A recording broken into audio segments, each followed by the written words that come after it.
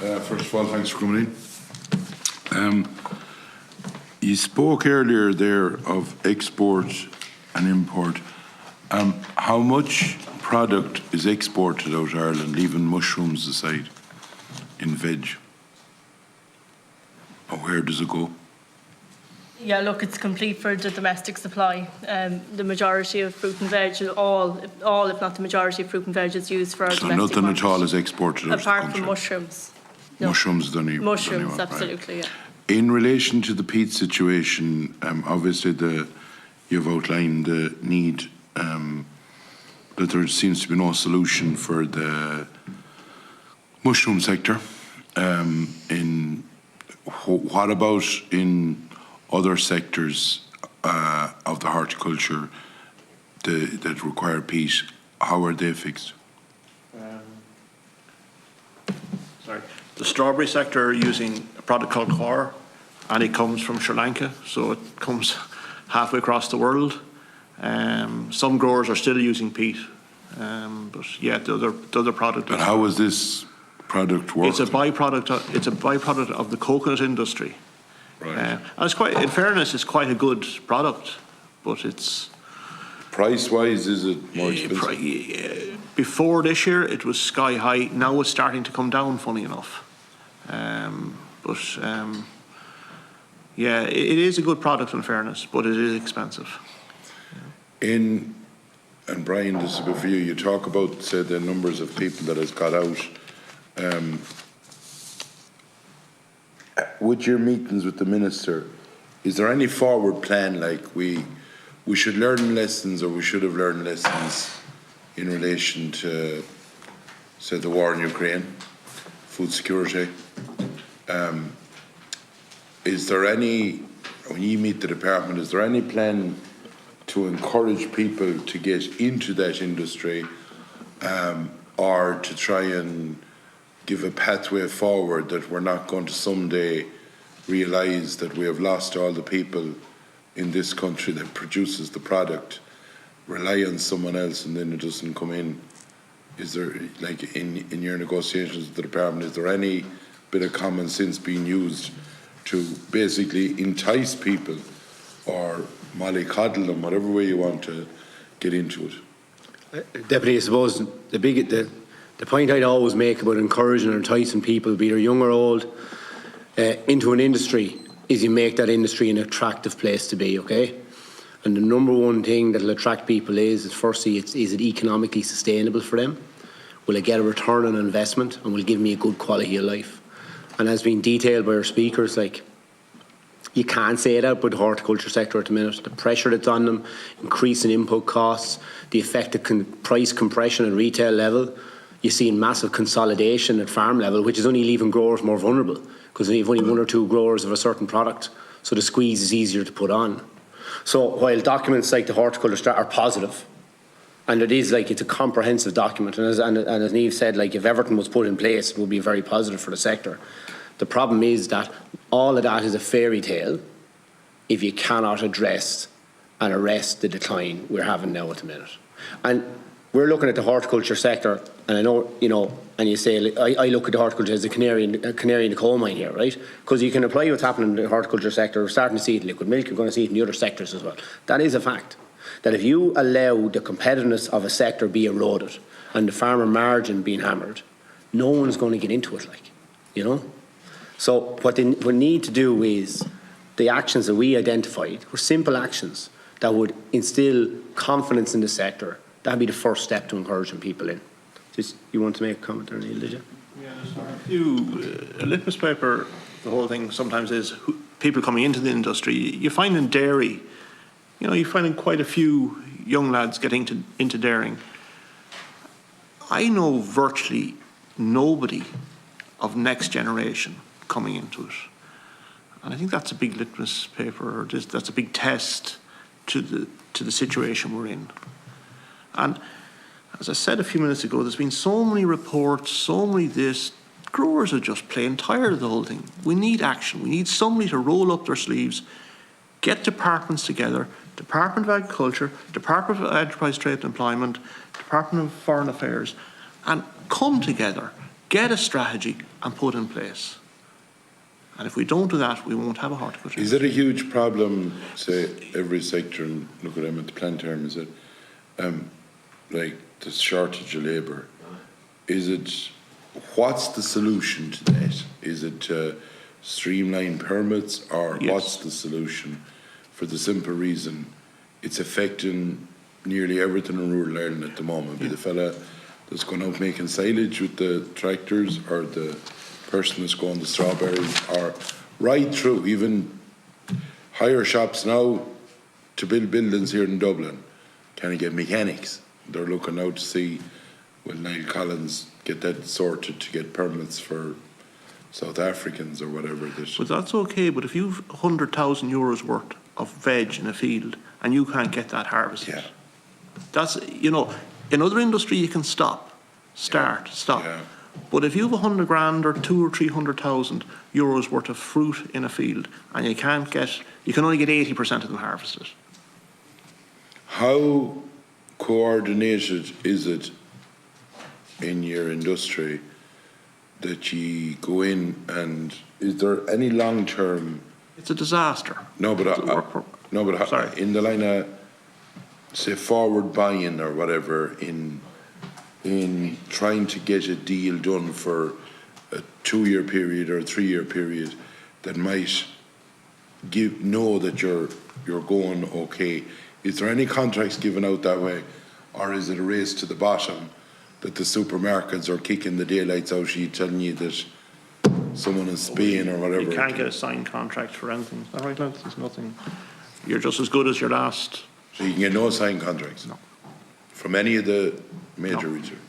Just to come in there, so the tendering process would begin, like, say, with for a lot of products before the season takes place, and then there's supposed to be contracts, not signed contracts, contracts of some description, but then we meet with the retailers regularly, but we do need, like, you've seen, take the last 2 years, for instance, where you've had the war, like the price of production needs to be reflected in those contracts, and there needs to be flexibility to allow for changes in that. That also includes that you need the analysis there on the input cost to feed directly into that.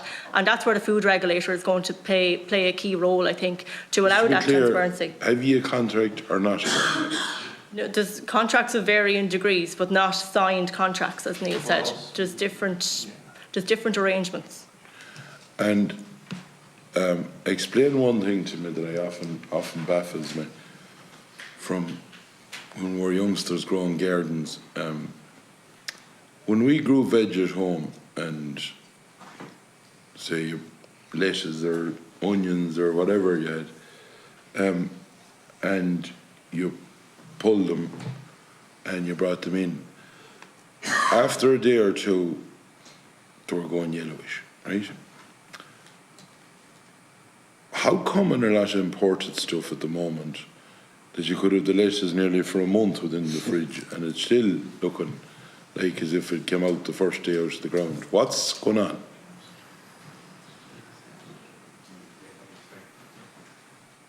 Yeah, look, there's gas being added to some of them, gas.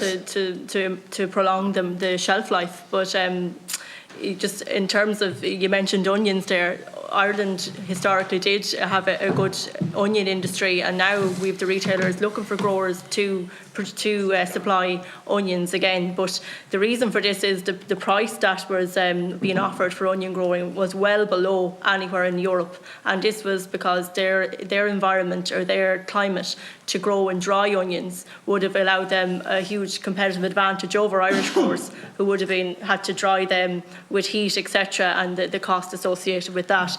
But yeah, look, it's extending the shelf life is what the imported produce has done, and yeah, the point is making with the onions. Now we have retailers looking for them on our shelf again, but unfortunately they're going to have to pay above what it's being offered in the European market if growers are going to be able to afford to produce them. Okay, thanks. Senator Daly. Thanks, Chair. And considering I know Bernie was at a meeting last night, Brian, that you were probably at, I'd hazard a guess, because I've been getting the onions thing every weekend. Every weekend I go home and it's like a where in the world quiz. I think Peru was mentioned, and I know. I don't know where else was mentioned, and maybe if she's watching now, she'll know that I don't be listening to her, but she can get reassurance the fact at least you listened to her last night. Anyway.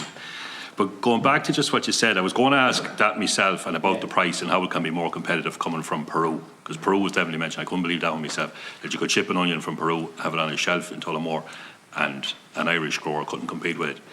But you're saying there now retailers are actually looking for Irish growers. And I was going to, and I apologise because I was caught for a lot of votes there and I was whipped. I was on the schedule, so I couldn't get out of them. I couldn't get a pair. And I hate asking coming in, and maybe someone else has asked. But on that, when I was a young lad at home, my father would chance his arm on that, and if there was a chance of a few bob in it. And it was a bit of mixed farming and everything.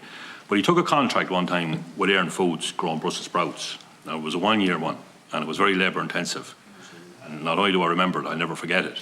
But that type of model or system, if you have retailers now that are looking for Irish onions, and you're talking about a solution, and we need to be looking for solutions here, because I think we've hashed out all the problems. We all know the problems, and I'm not going back down over that track. But is there any potential in a solution for pulling them heads, them departments together, and Borbia and whoever, and if there could be funding available, that it could be growers groups or producers groups, or like there's no Aaron Foods anymore, but along that model, where they were going around actually knocking on lads' doors to sow a crop, they supplied the planter, they had an advisor that came out and kept an eye on how the crop was grown and what treatment it needed and when was the right time to harvest it and what fertiliser was needed.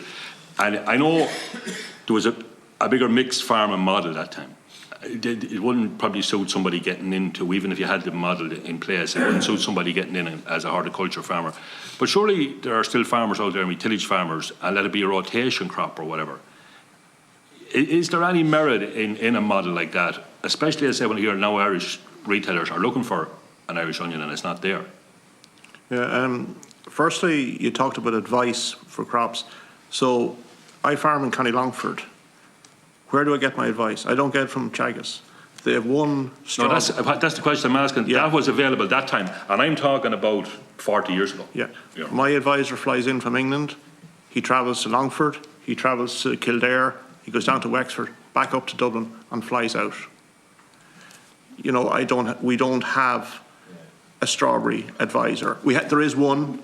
Well, I'm asking, is there a potential solution if we could pull all the heads that you mentioned earlier together to overcome that problem and have an Irish-based, similar such model? I'm trying to tease out a potential solution here. I'm not guaranteeing or not saying it's going to happen, but you know, we have to be solution-driven. Growers are now being encouraged into producer groups. So we're in Farm Fresh Produce, and we've only just joined them since May. And that's probably is one solution, that to bring growers together, they will have better bargaining power with the supermarkets and more coordinated power with the supermarkets, and maybe better power at input buying for the growers. That model is starting slowly to come into train. We still have to put confidence back into the industry, you know. And what about, and I know it's probably very small scale in the big picture, but I would imagine there would be even less horticulture growers and especially field crop growers out there if it wasn't for farmers markets and selling the Irish product. Is that something that we're not getting the maximum out of? In reality, I think most people are buying in supermarkets. I think farmers markets make up maybe 1 or 2%. They're generally higher price. Yeah, should it or could it be a bigger percent? Is there any way, again, it can be incentivised? Again, looking for solutions to this. Like, it's down to the initiative of individuals. We have a chap at home, and he comes into the square in the village every Saturday morning, and he goes home with an empty van. Yeah. There isn't another one for 7 or 8 miles. Is it something, again, as trying to formulate or come up with a solution that it could be aided in some way, or could be promoted?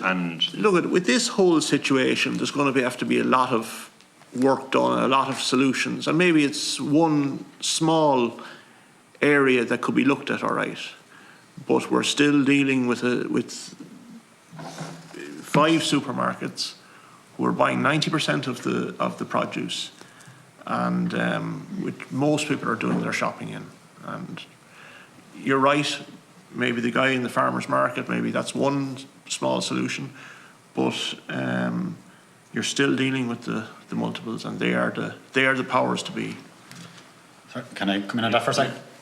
Yeah, just on that, probably since COVID, we have a farm shop at home in the yard, and probably since COVID, the online shopping, like I went out the end of my road there like 2 weeks ago, the Dunn's van passed over, the Tesco, I went down 2 mile down the road, Tesco van passed over, went down to the local village, and the Super Value van was in it. So the COVID really played into the supermarkets. It just landed on their lap. It really helped them untold. People don't realise how much it really, that people are shopping online, press the button, deliver to the door, and that's the way it's gone. And you know, that's just, I'm just on Niall's point there. That's where we see it in the potato job. And as regards to what you were saying about the onions, speaking to growers there all the time, their biggest, well, apart from the price, their biggest problem is most of them are 55, 60 years of age. They have never worked as hard in their life because they can't get drivers and they can't get people to work. They're out all hours of the night and morning doing jobs that back years ago they had someone in doing it, and now they have to go do it yourself, and they're just getting burnt out. And that's the second reason why we're losing growers. Yeah.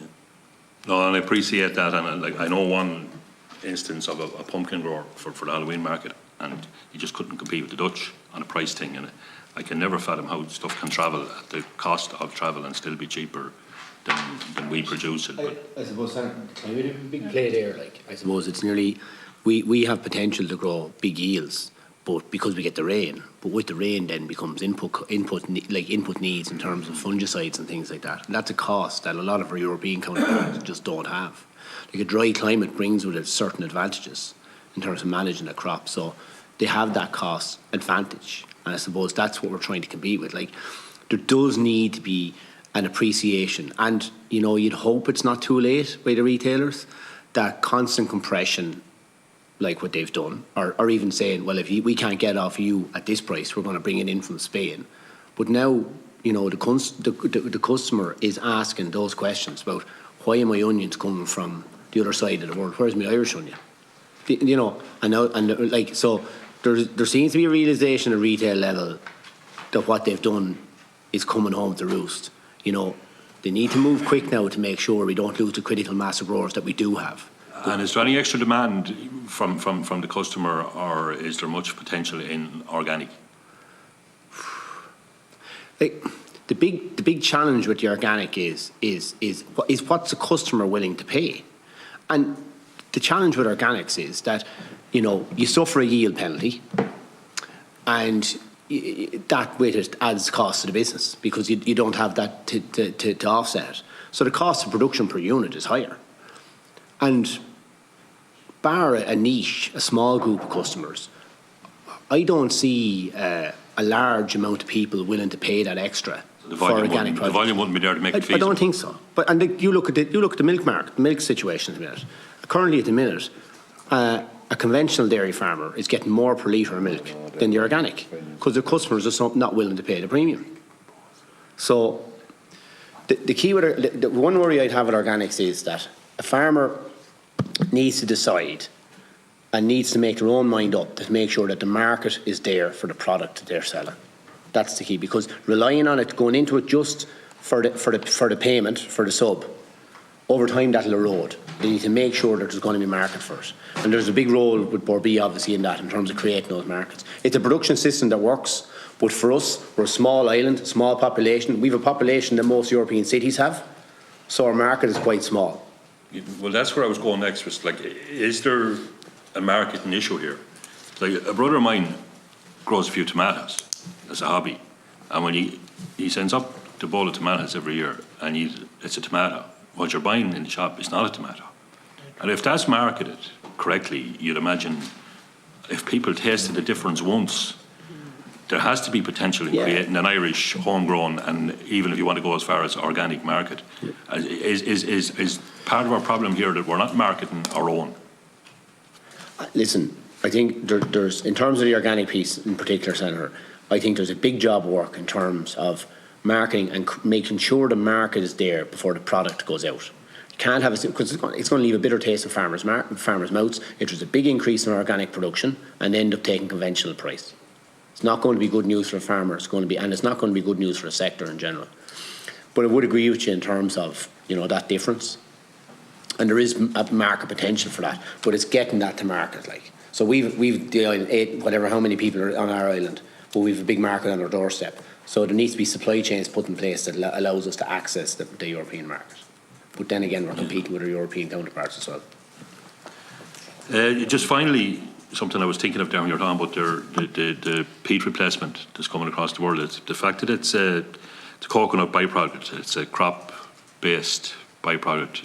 Is there any danger in some foreign disease of any sort maybe coming in or sneaking in the back door? The fact that it's a grown product as opposed to a manufactured or a harvested peat like a peat? Are the precautions being taken or the tests being done?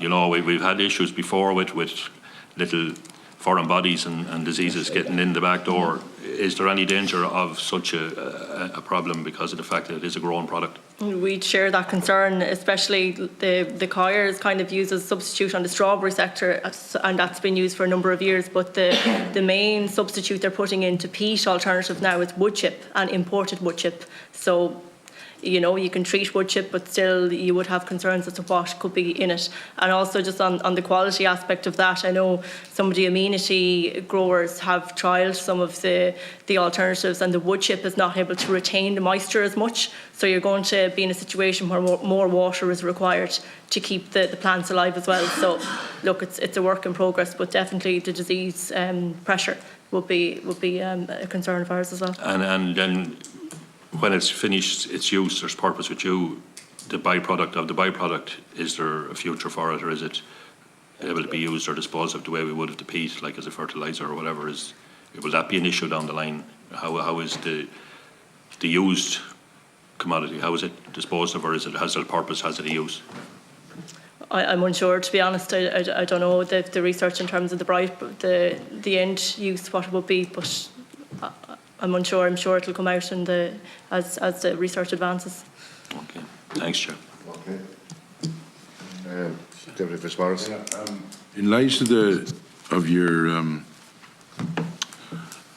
what you've said about the mushroom industry and the research that you've done, that is not unsuitable, I think that unfortunately we had 3 ministers invited in. There's a bit in cat and mouse going on about what was happening, but there has been a court case in the last week or a week ago that has where DPA were bringing them to court on the hydrologically linked and maps and area, and I know that the growers or the peat processors brought in people with different levels of that were able to do the science.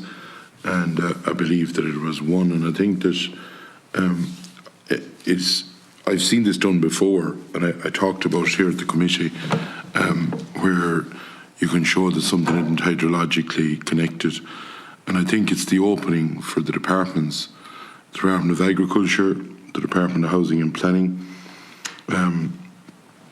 the likes of the peat operators, representatives. And I think this committee, and I'd put it forward to you, Chair, that we should try and facilitate a private meeting. I'm not looking for a public meeting, a private meeting of those people to bang the heads together, because I've said it a few years ago, you'd have heard me saying it at the meetings, that this is the way to go forward and resolve this issue. And I think that this committee, no one else will do it, being quite frank about it. Ministers don't seem to want to come in the door to us, and I think we should make an effort, because we have put in a fair bit of time, every single one of you here in this committee, at trying to get a solution. And it's proven now that what the EPA were saying, they had nothing in their arse pocket to show when it came to proving it. And the other side, in fairness, got the evidence and showed that you cannot go saying that this desk and that desk is hydrologically connected. And I would ask that this committee, and I know it might be outside, I don't know, it might be outside our areas, but I think we should do it, that on a private meeting that we should invite agriculture, heritage and planning, and Ryan's department, whatever they think they are, but anyhow, or arts or whatever, and the growers in to see, can we bang heads together to get a way forward to facilitate, because we don't want to be losing jobs, or we don't want to see these boatloads coming right across the world of stuff.